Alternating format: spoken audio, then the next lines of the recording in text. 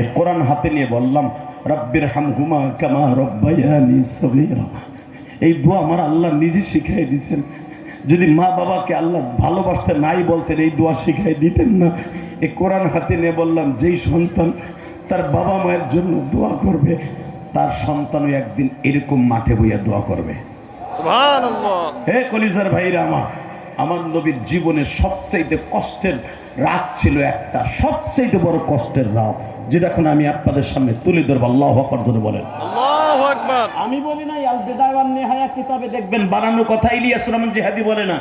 এখনো যেই পরিমাণ কিতাব মুতাআলা করে যদি ছাত্র জীবনে করতাম আরো ভালো আলেম হতাম, কারণ আমার কথা রেকর্ড হয়। আল বিদায়া ওয়ান নিহায়া কিতাবে দেখবেন আমার নবীর কাছে একজন জিজ্ঞেস করছিল, এক সাহাবী, এবং মা উম্মে সালমা একদিন জিজ্ঞেস করছিলেন আমার নবীর, নবী গো আমি তো জানি আপনি সবচেয়ে উহুদের মাঠে, তাহলে নবী আপনি তায়েফের মাঠে আপনার প্রত্যেকটা জায়গায় পাথর দিয়ে ছিদ্র করছে, ওইখানে তো কষ্ট পাইছেন। নবী বলেন না। আল্লাহু আকবার বলেন না। উম্মে সালমা বলে তাহলে আর কি বলবো হুজুর, তাহলে আপনি মনে হয় মক্কা হিজরাতের সময়, মক্কা ছাড়ার সময় আপনার বুকটা ভাঙিয়ে গেছিল, আপনি নিজের দেশ ছাড়তে চান নাই, আমি শুনছি, তাহলে ওইটি বেশি কষ্ট হয়েছিল। নবী বলে না। তাহলে হুজুর কবে আপনি তো আমার বলবেন? এই কথা বলতে দেরি আছে, আপনার চোখে পানি দেখতে চাই, কারণ আপনি জান্নাত দুইটা পাবেন, দুইটা।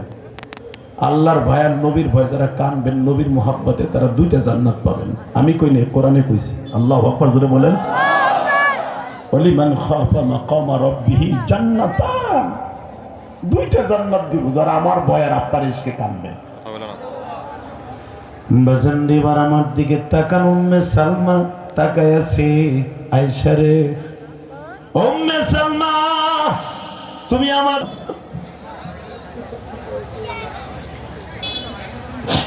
উম্মে সালমা রে, যেই প্রশ্ন আমি চতুর্থ আসমানে মেরাজের রাত্রে আজরাইলকেও করছিলাম, আজরাইল রে তুমি আমার চোখের সামনে আমার মায়ের রূহটা নিয়ে আসলা, তোমার কি একটু মায়া লাগে নাই?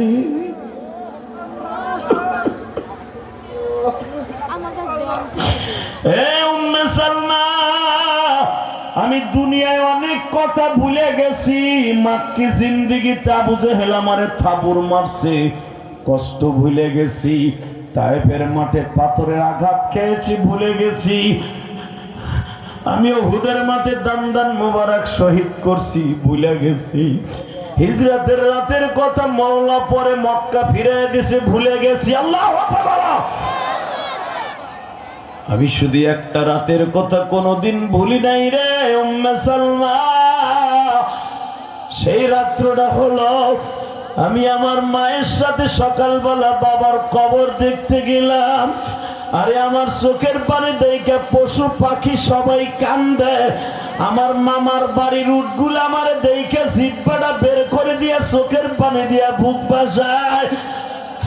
আমরা যেই গাদার উপরে সবার হয়ে গেছিলাম গাদা দুইটাও কান্দে, মদিনার মহিলারাও কান্দে। আমার মা আমারে কোলে করে নিয়ে খালার বাড়ি চলে আসলো। ও নবীর আশিক গুলো এবার প্রমাণ করে দিয়া তুমি আমার নবীর কত ভালোবাসো। উম্মে সালমা রে, সন্ধ্যা হয়ে গেল, আমার মা সারাটা দিন কাঁদছে, শুধু বলছে মুহাম্মদ রে তুমি তো বাবারে কতবার ডাকলা, একবারও তো তোমার ডাকে সাড়া দিল না বাবা, তাহলে কি তোমার মালিক তোমার আব্বারে দেখাইব না?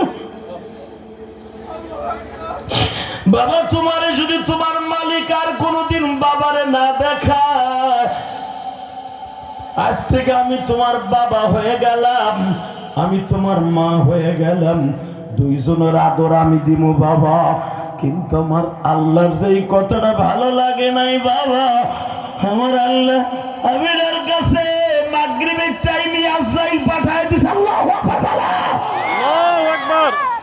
আজরাইল আমিনারে নিয়ে আসবি, আজকে রাত্রে নিয়ে আসবি, আজকে রাত্রে নিয়ে আসবি।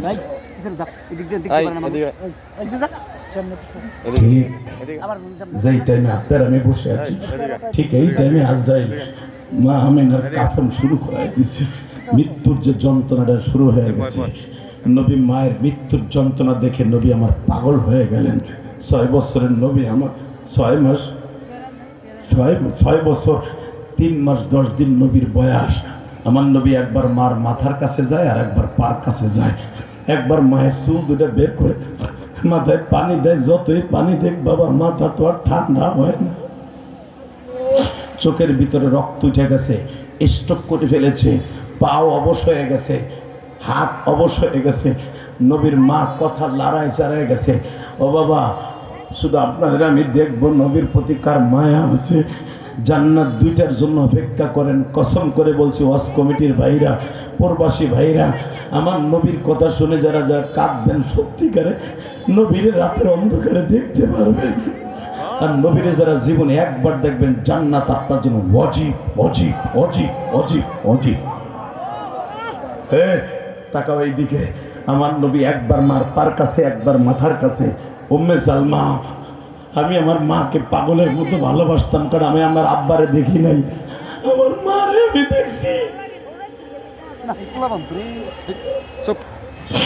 আমার নবাবগঞ্জের বাইরে তোমরা যদি আমার জিজ্ঞেস করো, আমিও তো 12 বছর বয়সে মা হারাইছি গো মা।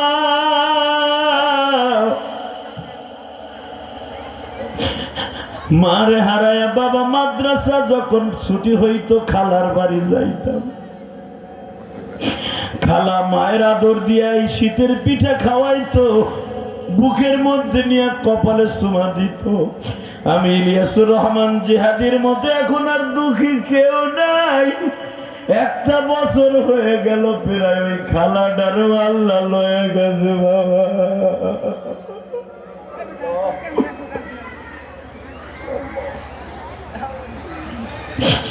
ইলিয়াসুর রহমান জিহাদি আজকে ওই খালারও হারা ফেলছে।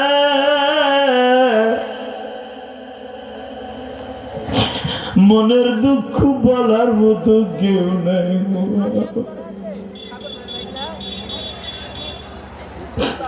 আমার নবীর কথাটা আপনাদের সামনে বলি।